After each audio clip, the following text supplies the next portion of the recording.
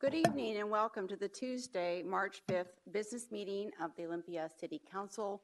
For the record, Council met earlier this evening for an executive session regarding matters of real estate. Decisions were made. We're going to kick off tonight's meeting with a briefing from Kelly Grossman, our Strategic Communications Director, who's been on camera a lot today. And we're going to want to give you the big picture on the city's comprehensive approach to our homelessness crisis, and also encourage those of you viewing at home to, or when you get home today in the audience, to visit our city's website, which has a very deep and broad response to what the city is doing to address this crisis. And it's one of those other ways that we're trying to be as transparent as possible with our community about the actions that we are taking in this area. So with that, Kelly. Thank you, Mayor Selby, council members, good to see you again. It's a little cold here. I was in Arizona yesterday, so it was I'm a little chilly tonight. I wanted to start, before we go into the overview, just sort of give you an update of where we are today around the removal of the encampment at Smart Lot. Today, the staff removed the unsanctioned camp at the city-owned Smart Lot on the corner of State and Franklin. It was not a safe or sanitary place for anyone to be. Notice was given last Wednesday, February 27th. Beyond this, the city has been very open for weeks about our intentions to remove the site. In preparation for the camp removal, several options were offered to the Smart Lot campers for safe, secure places to go. 20 plus spaces were made available at the mitigation site a block away from the Smart Lot. Additional beds were available at the Salvation Army as well as the Union Gospel Mission. There were enough offered options for everyone at the Smart Lot, though some declined the offered spaces. We know about 20 people moved from the Smart Lot to the mitigation site, and that site is now full. The removal filled up the secure storage the city had available, but our partners, the Port of Olympia, has let us know that they have another storage unit available and waiting for us. I'd like to give a big thank you for the work and help of a bunch of people. There's a group, the Emergency Homeless Response Coordination Team. A good portion of that group works behind the scenes on finance and logistics and things like that support the work that's being done. So I'd like to give them a shout out because they make a lot of this happen.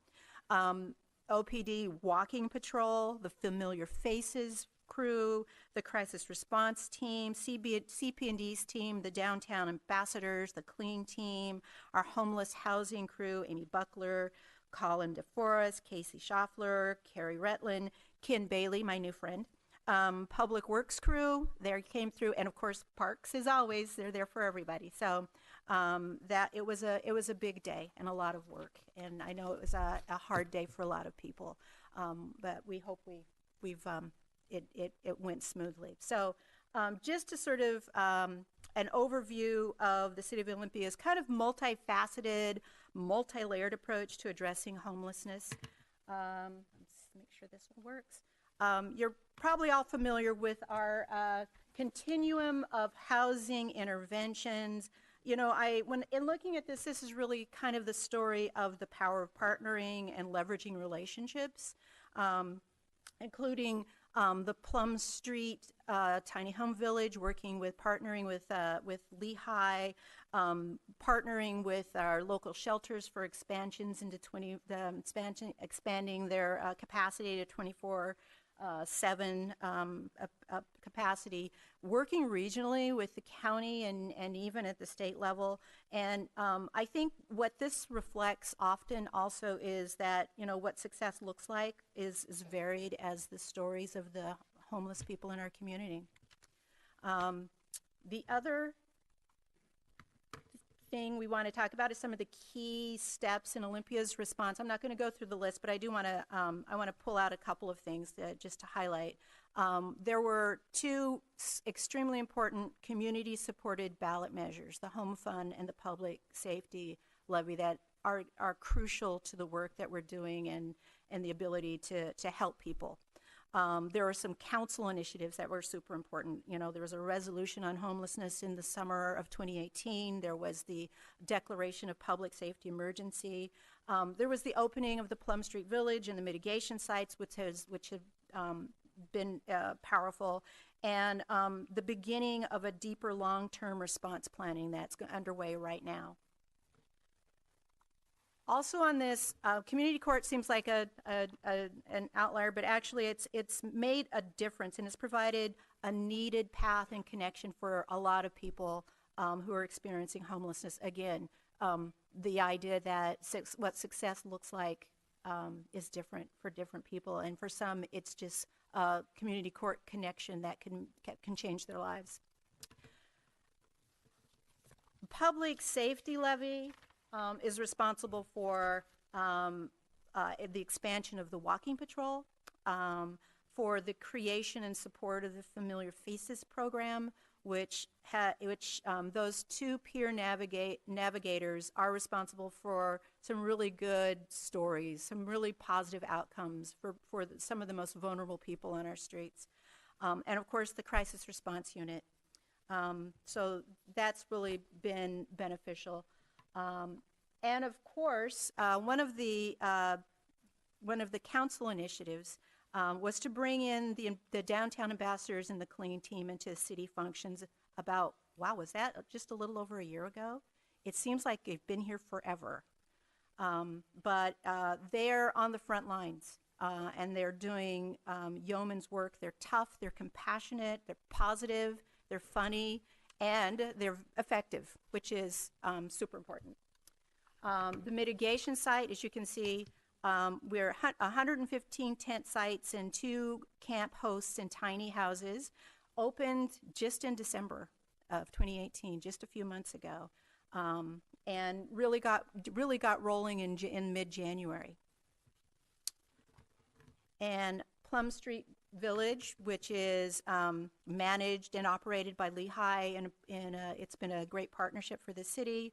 It has been open only for about a month, and also is people are moving from the mitigation site to the Plum Street Village, and also providing a needed outcome, needed path for folks. A community development block grant. This is a program that's been around for the city for quite a long time. It's federal funding that has some flexible uses, between 400 and 500 annual entitlement. Some of the eligible activities related to homelessness are some capital costs around affordable housing, some capital costs for homeless shelters, for day centers, for social service. It's been able to support the Salvation Army moving to 24/7. It's been able to support our downtown ambassadors. So it's been an important funding source for us. And then the Home Fund. This was passed in 2008. We began collecting revenue last July. So we've got about 6 months income from this. Last year, the council approved using this fund to purchase the Martin Way property, which will hopefully we'll be able to produce a shelter for Interfaith Works to work out of, and a supportive housing apartment. So we're just getting started with this stuff. And finally, I'd like to always end my remarks by reminding people they can sign up for updates from the homeless response plan on our e-newsletter. So that's it for me. Thank you so much, Kelly. All right, so I need a motion to approve tonight's agenda. So moved. Second. All in favor say aye. Aye. Opposed? Agenda is approved. And we are going to reschedule the special recognition that was scheduled for tonight for a future date, which takes us right to public comment. And I want to remind people that during this portion of the meeting, citizens may address the City Council regarding items related to city business, including items on tonight's agenda.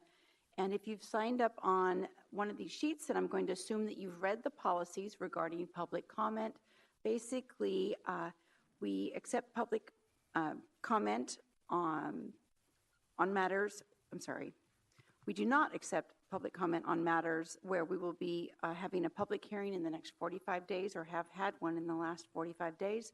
We're having a public hearing tonight, so we are asking that if you are here to speak on the ordinance adjusting the multifamily tax exemption area boundaries, that you will wait until the public hearing period. I just noticed somebody on the public comment sheet was here to speak to that. So I will ask you to wait till our public hearing.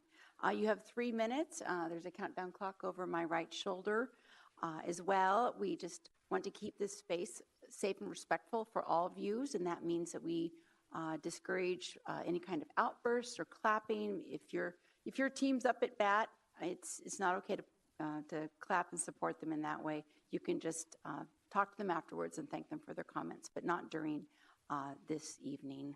So with that, we have a little more people than I think we could fit into 30 minutes, but I'm going to ask you to stage yourselves and keep your comments within the time limit. I think we can get through everybody on this list in the first section. So with that, I'd like to call forward James Wellings, Brent Brandt, and Buddha Kawash. Hi, thanks for having me here. Today's newspaper had an article in it that caught my interest. It's about the country of Japan has issued 345,000 entrance visas for foreign workers. I happen to be kind of unemployed right now. This is a current topic, by the way, but I'm kind of scared to do this, but I'm going to go to Japan if they'll let me. I'll stay away from Fukushima. The problems we had today, I saw everything that happened today. And, of course, I wasn't happy about it, but I also wasn't... I have friends downtown that run businesses. I have friends downtown that live on the streets. I'm kind of sitting on the fence. But I want to build a humanitarian culture center. I know, and I love what it said up here about voluntary, and it said all are welcome, no matter what your circumstances. Those things really work when somebody needs help and they don't feel excluded. And I've been through that. I went to group therapy. I suffer from a mental illness. It's called post-traumatic stress disorder. And I've recovered from it quite a bit because I was accepted and I got to choose my own path. And I didn't want anybody to feel sorry for me. Far from it. So I want to do this art project. And it's going to be business owners and street people and whoever wants to be involved in this art project.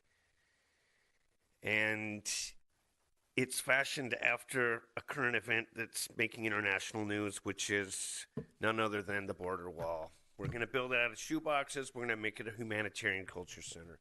There'll be everything there. There'll be daycare. There'll be, you pick it out of a hat. There'll be all sorts of stuff there. There'll be mental health recovery centers. There'll be probably some, a Walmart or something like that, right? Some people aren't going to like that, but it'll be all-encompassing. And there'll be desalination plants. And there'll be wildlife refuge centers because they're at danger from this thing that we already have that's in the current news. Thanks for letting me share. Thank you. Brent Brandt, followed by Buddha Kawash, followed by Mark Johnson.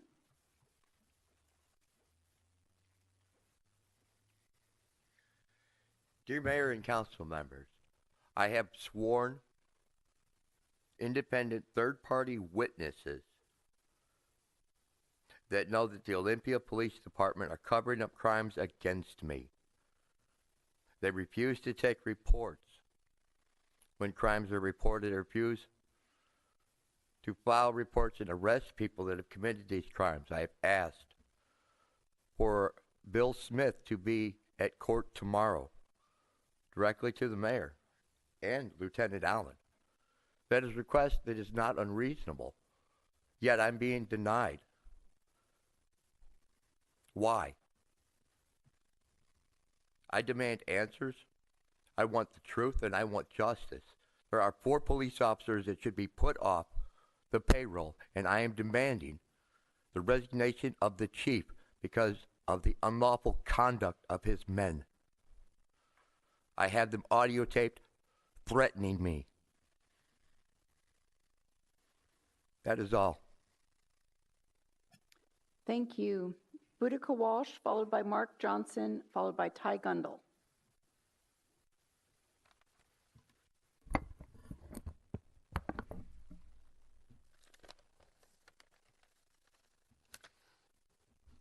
Good evening. My name is Boudica Walsh. I'm here because I would like the City of Olympia Council to clarify its stance that they are within their rights to remove homeless camps when alternative shelter is offered. What I am going to read from is the United States Courts of Appeals for the Ninth Circuit decision regarding Robert Martin, Lawrence Lee Smith, Robert Anderson, Janet F. Bell, Pamela S. Hawks, and Basil E. Humphrey v. City of Boise, otherwise known as the Boise decision, filed by the court September 4th. The first Boise City Code, the camping ordinance, makes it a misdemeanor to use any of the streets, sidewalks, parks, or public places as a camping place at any time. Boise Code 6015 bans occupying, lodging, or sleeping in any building, structure, or public place, whether public or private, without the permission of the owner or person entitled to possession or in control thereof. Very similar to laws that we have on our books. The panel held that the Cruel and Unusual Punishments Clause of the Eighth Amendment precluded the enforcement of a statute prohibiting sleeping outside against homeless individuals with no access to alternative shelter.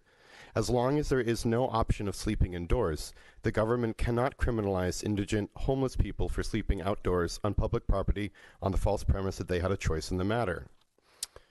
There are 221 shelter beds in Thurston County.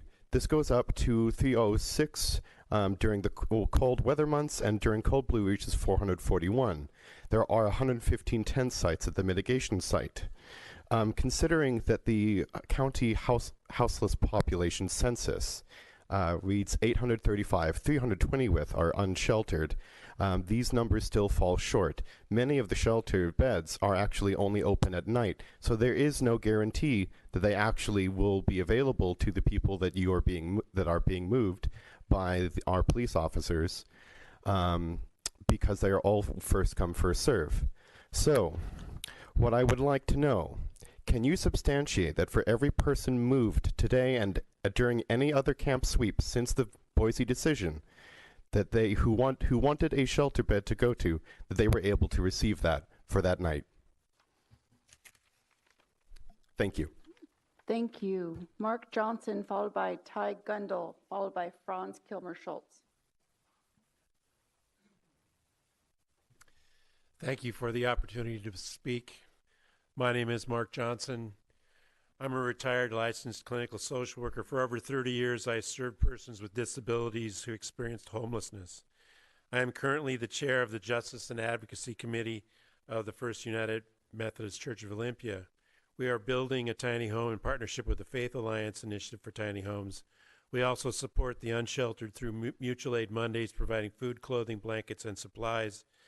Doing so has been a blessing and a joy, as I have discovered a wonderful community. Without fail, everyone has been kind and generous. The food and clothing we bring goes in minutes because it fills a need. When I talk about this camp community, it is a place for mutual aid, support, and connection based on respect, dignity, and the worth of all people present. Sweeping the camps destroys the community that has been built. These citizens live a life of alienation, instability, and lack of agency in their daily lives, except in their community. Many will say, why don't they just move to the mitigation side of the shelter? For many, it is a bad choice. It is a downgrade in their safety and autonomy. I bet it may be at the shelter one night, but they have to leave the next morning and hope for a spot the next night. This stress and trauma and the loss of control triggers panic, fear, and the lack of safety. How would you be? As a member of the faith community, I understood that sweeps would not occur until the second mitigation site opened. Sweeping the camps while claiming options that work for the few puts more pressure on the churches and the community as a whole. This erodes collaboration and partnerships. I have recently learned that the city committed to using trauma-informed principles in creating options. It seems that this has been set aside because it is now legal to sweep the camps. What is legal at any given time is not necessarily immoral or even a wise use of public dollars. Remaining in small groups, defending our positions, and throwing verbal hand grenades at one another is not enough. I propose the creation of a city or county-wide stakeholders meeting for safe shelter. All stakeholders would be welcome. We would meet in a neutral location. We will sit around the table and share information, begin building trust. Trust will be built by open sharing of facts, research, and current information in a civil discourse. In his book, The Audacity of Hope, Barack Obama stated that democracy is really a conversation. Stop the sweeps and let's have a conversation to build sustainable solutions for all members of the community. Thank you. Thank you. Ty Gundel, followed by Franz Kilmer Schultz, followed by Spencer Baldwin. What I am asking for tonight is transparency, accountability, and simple acknowledgement of the very real fact that serious harm was done today and that dozens of our community members lost their homes. The council knows where Just Housing stands on this issue, and you know our concerns.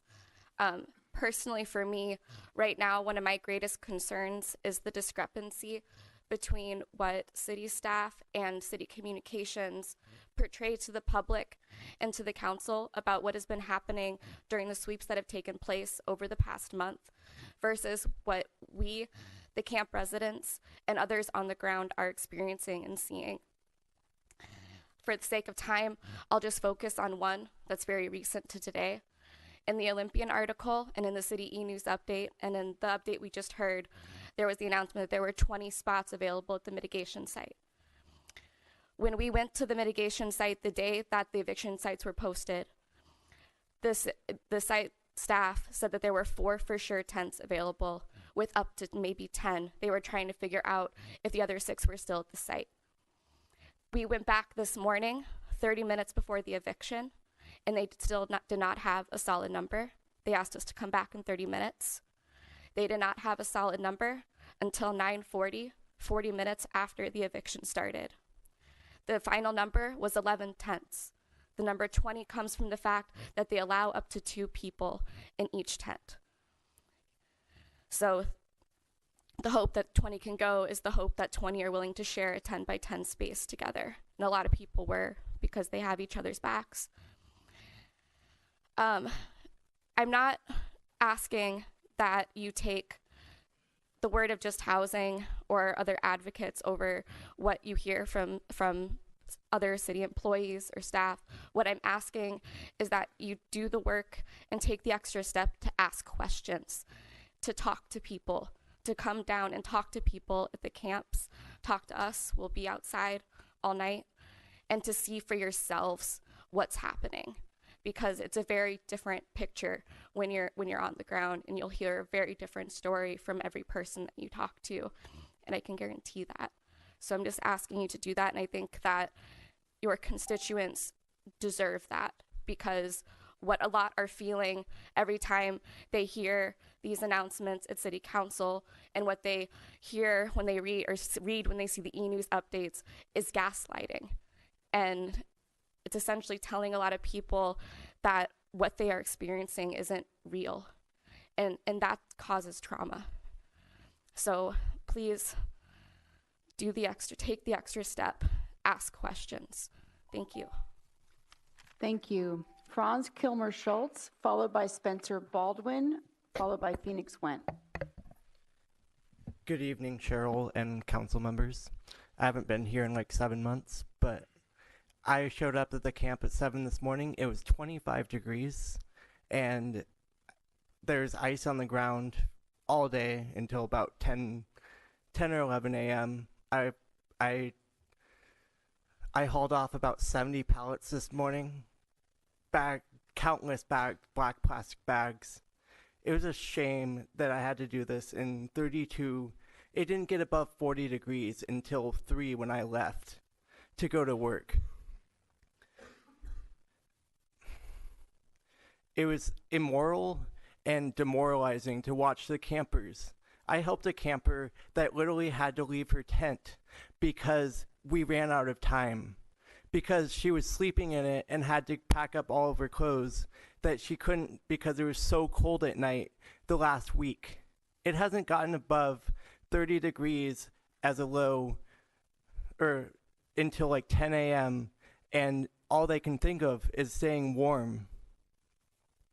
Watching those bulldozers tear apart people's shelters, it killed me. I was in tears all day.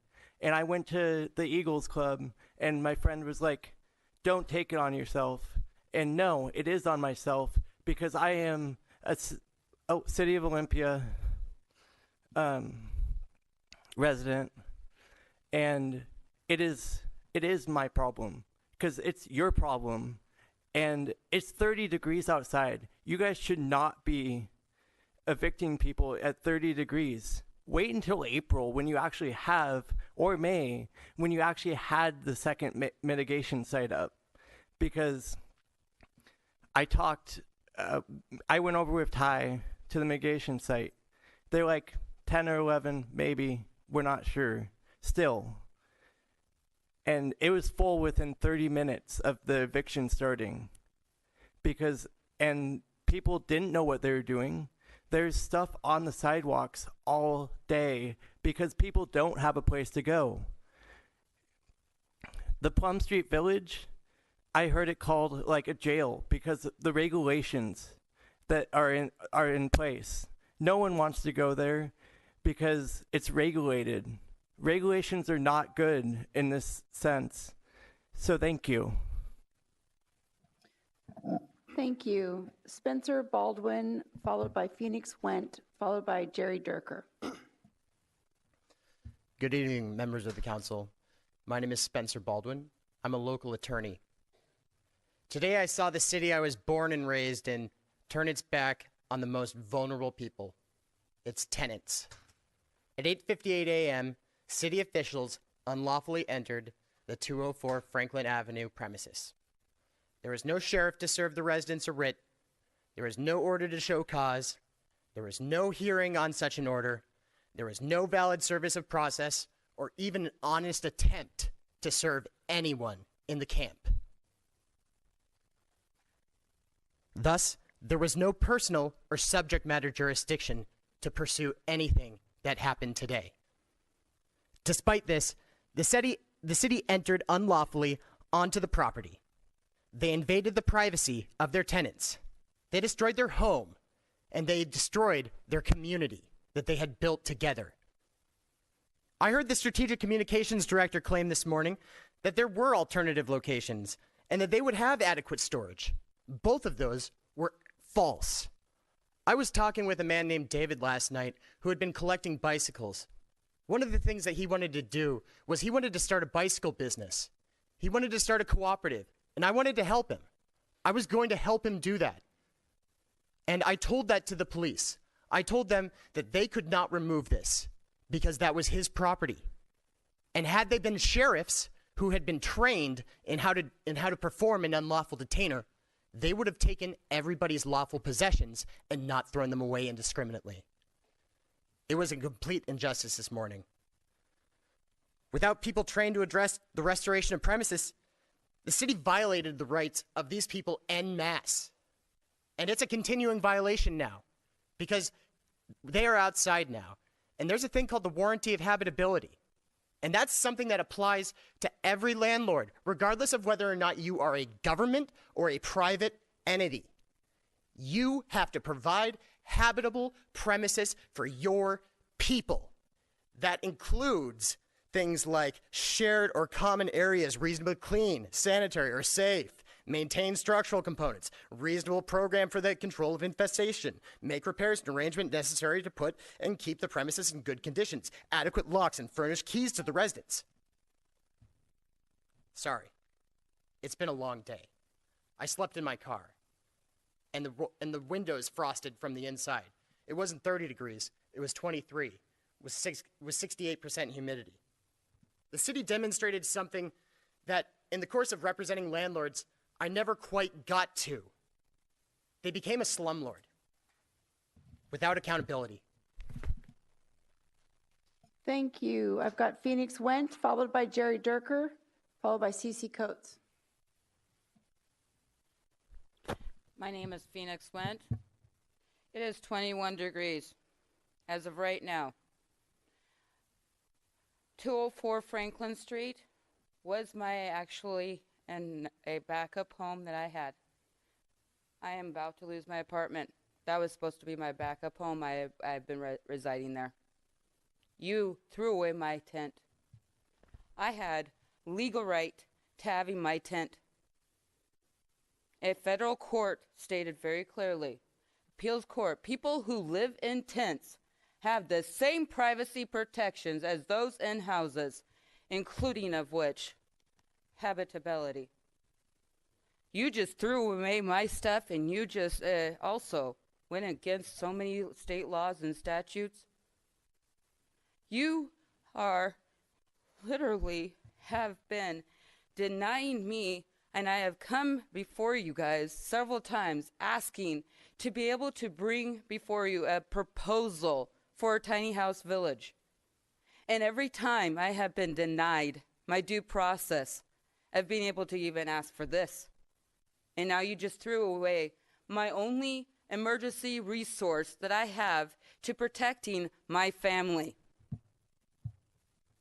It also states on USB code 12705B, definition of regulatory barriers to affordable housing, meaning any public policies, including public policies embodied in statutes, ordinances, your municipal codes, are illegal because they were not identified by a jurisdiction in connection with its comprehensive housing affordability strategy, which means you did not provide us housing.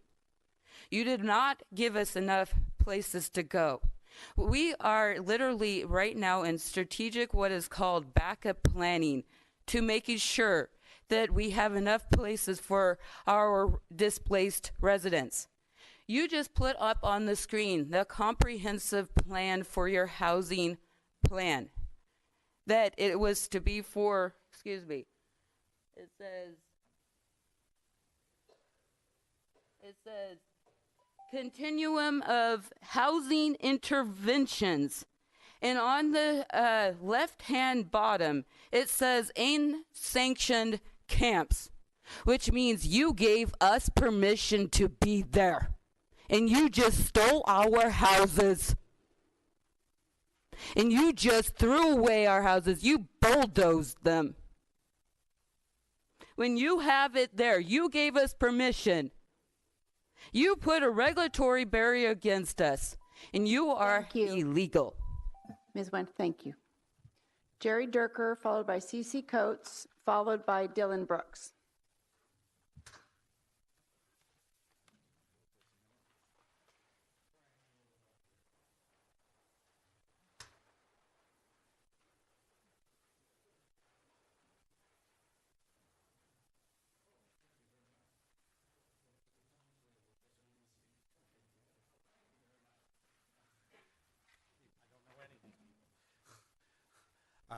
Hi, my name's Jerry Durker. I live at 2826 Cooper Point Road, Northwest, Olympia, Washington, 98502.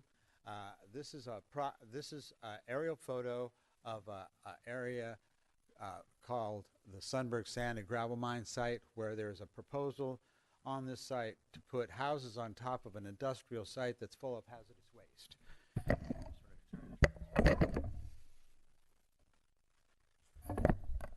Thank you. As you notice in here, there are all these piles. These piles are just these piles are just the result of, from 2014 to 2015, of almost 10 million pounds of material, 400 trucks pulled out of industrial sites around the city by D.R. Horton and the developer and the owner of this site, Jerry Mahan. This site is in the middle of the Allison Spring Aquifer area. It's in hydraulic continuity with Allison Springs and the Grass Lake Wells. It has canyons in it. I'll just sort of point at them. Here, you can see where they start. You can see where they're on the other sides of the property and stuff. There's a number of places like that around here where the canyons would go across the whole site from north to south. Yet they don't go anymore. Oh. So somebody hit the light in the back of the room, so when you turn it back on. Sorry. Yes, we will credit the 15. Mr. Durker, The 15 seconds. Mr. Durker, we can't hear you. You're not talking into the microphone. So there was canyons that went across this site. You can start the clock again. Already filled up with material, and much of this material was put in here from 1957 all the way up to 2015. I stopped the continuation of the site. If you notice on the side over there, there is 3 all the way back to 1996. This hasn't had a legal permit on it since 1978. Okay, for use of this site for any reason. The city has never permitted anything for this site, yet they've been benefiting from this with a number of street things and stuff because they were using the contractor that the same one that the port was using to move this material back and forth. They have moved this material into places like down to the 14th Street area down where Cooper Point, where they buried an entire wetlands down there and built houses on top of it. And they want to build 181 houses on top of it. They've just disclosed that they're draining stormwater into Bud Inlet and into Eld Inlet, partly through my house that's right there, and through my pond and my things that are there. So and they've said they've been doing this for years, and the city of Olympia knows it, and everybody else, and they're going ahead and the city of Olympia has already said they would allow them to do that. Thank you. Thank you. C.C. Coates, followed by Dylan Brooks, followed by Robert Bruce.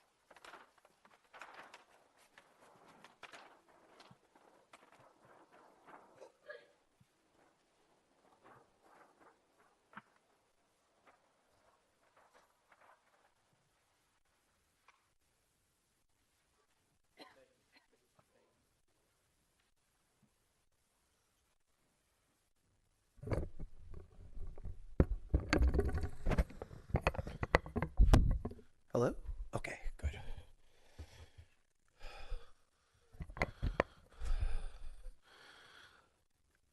Hello, City of Olympia and fellow citizens. I'm C.C. Coates. I've been living here for many years. Before I became disabled, I was quite accomplished. I was a union carpenter and a subsistence farmer down there on Johnson Point. Since becoming disabled, I have been treated really badly. First of all, the state did not give me enough resources to not be homeless. It took me 12 years to get on Social Security, and I continue to not have enough resources not to be homeless. I live in third world conditions. I have to use a chamber pot. I want to introduce a concept called proportional development. For every one of these luxury condos and apartments, all 2,000 of them, that are arguably for the upper 20% wage earners, we need to make an equal proportion number of housing for people like me. You also need to take into account the rest of the 60% wage earners. So you have the 20 to 40%, we need 2,000 units for them too. The 40 to 60%, we need 2,000 units for them as well. I'm trying to give you a longer term perspective on this. We got into this problem because of greed. We are building on the basis of greed, not the basis of need. When you give special tax breaks to the upper 20% builders, you are shortchanging your ability to provide for the lowest 20%. We really need to have more than 47 units of housing for disabled and senior people. There's another 80 permanent housing units going up the street. That's a far cry from 2,000. We need to make sure that we are developing in a fashion that gets people off the street. And in fact, we should probably start off with 2,000 affordable units to get people out of these miserable shelters, out of these prison camps. Charity is not the answer here. Charity is horribly wasteful. You spent $350,000 on the tiny houses, and a lot of people came out and put in some sweat equity. Good on you. But you're spending $750,000 a year on Lehigh and operation costs. That works out to be $1,700 per unit per month. You are not going to solve the homelessness problem by corralling people up into prison camps, ultra scrutinization zones. All it takes is one bad actor there and you go to prison. You don't know what it takes to be searched every day. It's Thank not you. okay. Thank you. Dylan Brooks, followed by Robert Bruce, followed by John Pettit.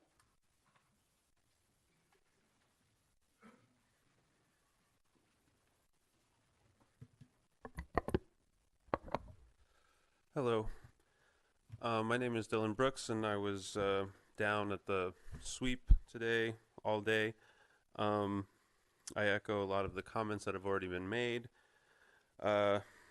So some things is that this eviction notice was issued last Wednesday.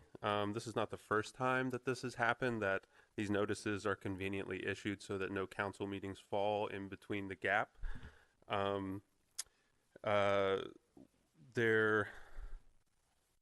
don't know exactly why there were no city council members that came down there today, even for a little bit, or the city manager. There honestly didn't really seem to be a plan. The city staff seemed to be playing both ends against the middle. There were, as has been said, there were a handful of spots at the mitigation site, not 20. There was no real place for people to go. Business owners seem to have not known that the city was telling people that they could sleep in alcoves as an option. This was one of the primary places that they told people to go to.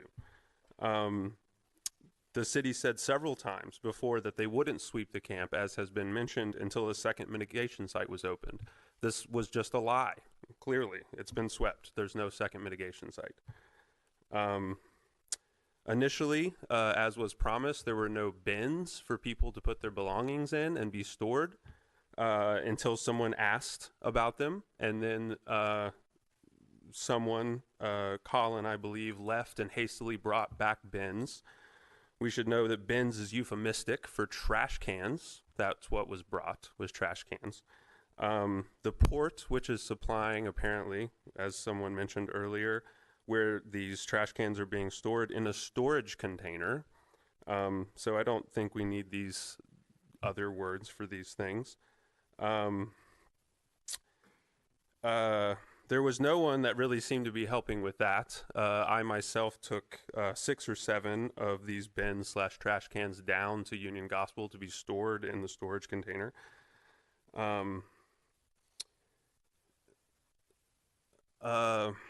Yeah, the fancy charts and the graphs from earlier belie the suffering that's going on outside of this very building. So yeah, stop the sweeps. Thank you, Robert Bruce. Point of order, I'm going to ask that you do not have any spontaneous outbursts, or we'll take a recess. Robert Bruce, followed by John Pettit, followed by Chris Van Dalen. Hi, I spent all day helping people move today, and I'm sorry if this is a little disorganized. Yeah, I'm just like really flabbergasted by the cruelty of what the city did. Ty kind of went over the facts that I guess are in dispute, and I hope that you'll take her advice and kind of look into that stuff. yourself. I mean, you can't really ask people to trust the city or purport to want healing if staff and council, don't. I don't know. I mean, you should try to inform yourselves in that way. Yeah, I helped people move different places, and I had to help one group move twice because the police kicked them out of the place that they had moved to, so we had to load everything back on. They came up to us in a panic as we were helping someone else move because they kind of knew we would be over there, and we're like, okay, we got swept again. Yeah, I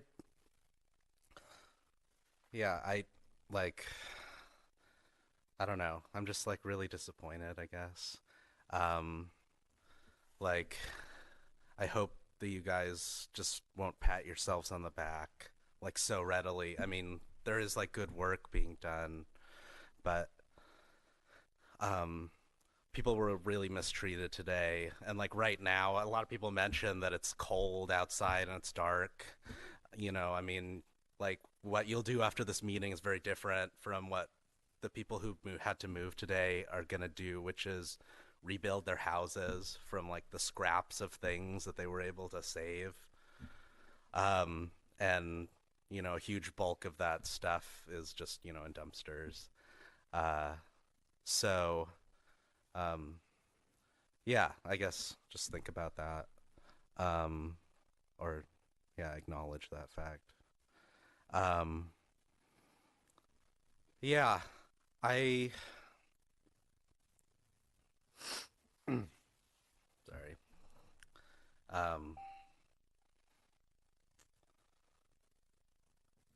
Yeah, I mean,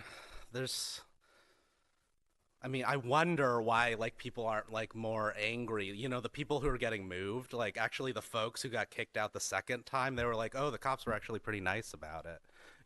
It's not they're entitled and want to go do violence because they feel entitled to they just want to have a place, a little stability, and be left alone and be able to live. John Pettit, followed by Chris Van Dalen. Thank you. John Pettit, followed by Chris Van Dalen, and our final speaker is Mike Parshall. Olympia City Councilman, to the manager, to all the city people, to all the homeless people, I'm going to tell you that actually, unlike the other comments that I've been hearing here, I can tell you that there's a lot of people that are very pleased to have seen a sweep and a cleanup. The sweep and cleanup is in direct proportion to a drug issue that has been lingering through the community. Some people think you don't have to regulate drugs. You have to regulate. You have to enforce the law. If people don't want to have the law enforced upon them, go someplace that they aren't going to enforce the law. We have to enforce the law. That is how we're going to help people get better. These people don't even realize the illness they have with their addictions. That's... Point of order. This is what I was saying at the very beginning, that this needs to be a space. There's no outbursts. It's up to me to claim if there's something that's hate speech. First Amendment rights go both ways, folks. So I'm going to make this as safe as respectful for the folks in this room to say their views as it is for you. Continue. Thank you.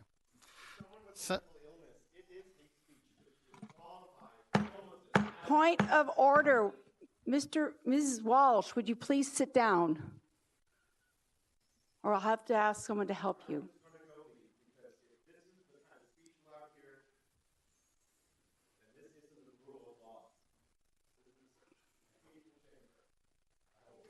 Thank you for pausing the clock. That's the hard work for all of us, is what is the line of free speech? And it's very painful for us to hear some of these things as well.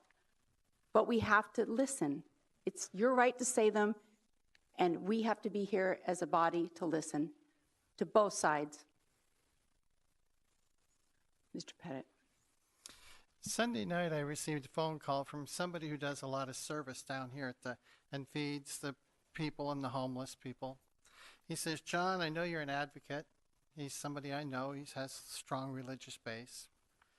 And he says, I'm really worried they're going to take away those camps down there. And I explained to him, from what I understood, the one camp was going to be removed, but the actual camp that you guys are monitoring and taking care of was not going to be removed. And I said, so I don't have any problem with seeing a camp being removed if there's issues about drugs. He says, well, you know, I go into that camp and I've seen sites where they're all sitting around shooting up drugs and everything. I have a 16-year-old son, very proud of him. And what I know is this: if my son wants to go to a friend's house, and if his parents were allowing an open use of drugs or alcohol, illegal things within the house, I wouldn't want him there. I wouldn't want him in the city of Olympia, down in this region, when this has been allowed to go on. A few weeks ago, I encouraged you, enforce the law fully, and most of these problems will disappear all by themselves. So, unlike many times where I've come in and I've been very adamant and discouraged by the lack of action by the city council and the city, I applaud you. I know there's many, many people out there that applaud your action. We want Olympia to be a good, clean, safe place, a place that will provide help for people that are addicted to get help, for the mental ill to get help. But we can't just say, it's all okay, you just all live together and keep doing what you're doing. Thank you. Thank you. Chris Van Dalen, followed by Mark Parshall. Mayor Selby, members of the council, I came today to thank you and to celebrate a success, but I'm really moved, and I have to just take a moment to acknowledge the hurt and suffering that I'm hearing from you all tonight. What went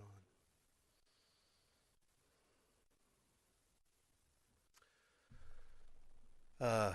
About 20 years ago, I started volunteering at a place called the Commons at Fertile Ground at 911 Adams Street, and this is a place that was purchased by Karen and Gail, who made it into a bed and breakfast and then later a community center. And about 10 years ago, my organization, the Northwest Eco Building Guild, took a lease on the property next door, the 911 Adams property, which we're signing a lease on tonight.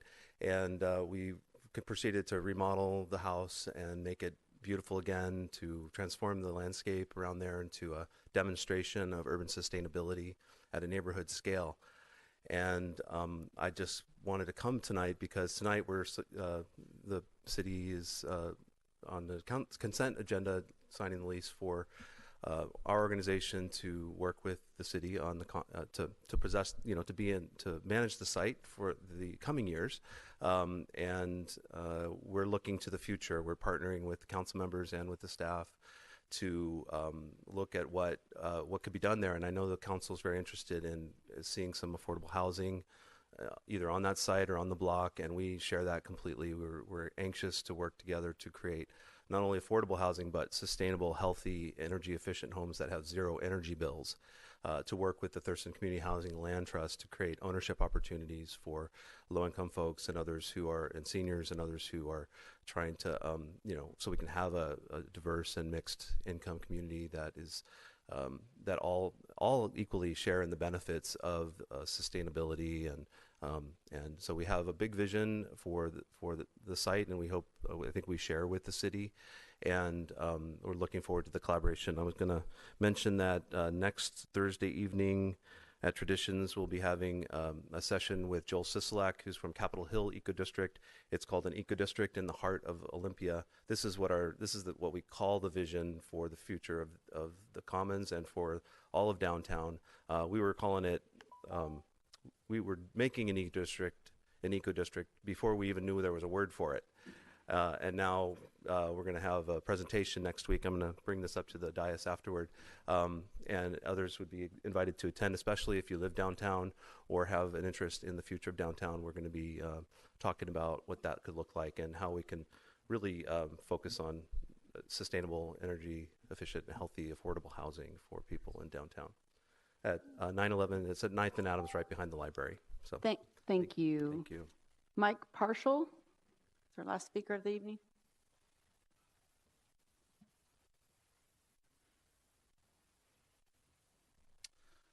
Mayor Selby, City Manager Steve Hall, Mr. Hall, I just want to say one thing. End the sweeps, end the sweeps, end the sweeps. You've caused so much damage today. I don't even know who to yell at or who does this. Please, no more sweeps. You displaced like 100 people today. Someone could die from this. It's like freezing. End the sweeps, end the sweeps, end the sweeps. Thank you. Good night. Thank you. That concludes our public comment period for this evening. Any comments from the dais? All right. Oh, Councilmember Parsley. Rollins, you moving and you talking. Yes. I've been just thinking about what might be appropriate to say tonight and just trying to wrestle with like the weight of what has happened today. This is not a good day for Olympia.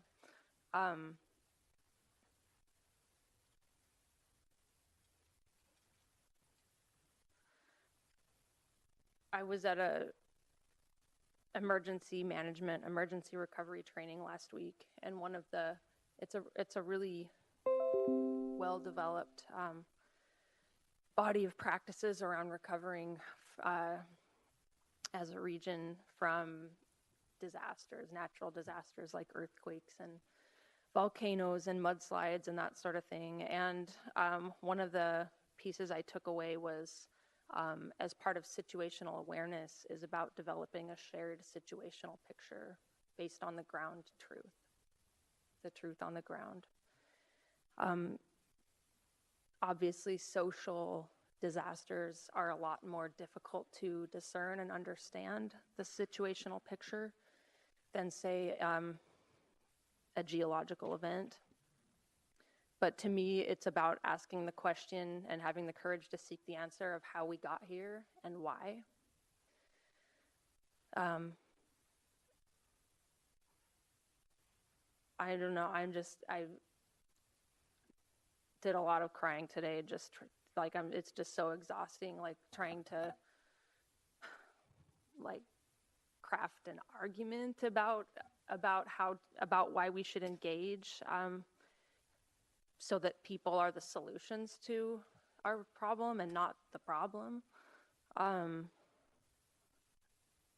think we all experience, and like neighboring businesses have been very able to advocate and communicate with what they experience as a secondary effect to having the camp at Smart Lot. And it's all real, but if, Einstein is quoted as saying, if I had an hour to solve a problem, I'd spend 55 minutes working to define the problem, understand the problem, and then 5 minutes to solve it.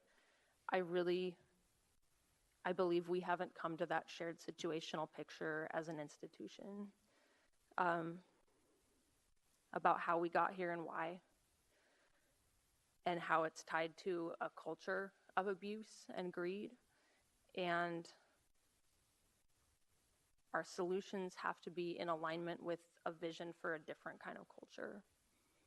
And by not being able to give a clear answer of really where people can go, it just seems like we're going back to 3 years ago, where we would just say, okay, here's the list, we have Salvation Army, but there's no actual beds. And to close, I guess, to me, there's a lot of, our institutional approach is denying the ground truth. It's denying the reality of how we got here and why, and how it's really ultimately a really cruel math problem, that there's going to be more and more people falling into this situation. And how many years is it going to take to build what we consider conventional housing for folks? Like we're going to be dealing with a ballooning number of people that have nothing. What is our like long-term recovery? And so what are we doing in the meantime while we're waiting for the state to figure out funding for affordable housing, and while we're waiting for partners to come through and waiting for the county 5-year pipeline?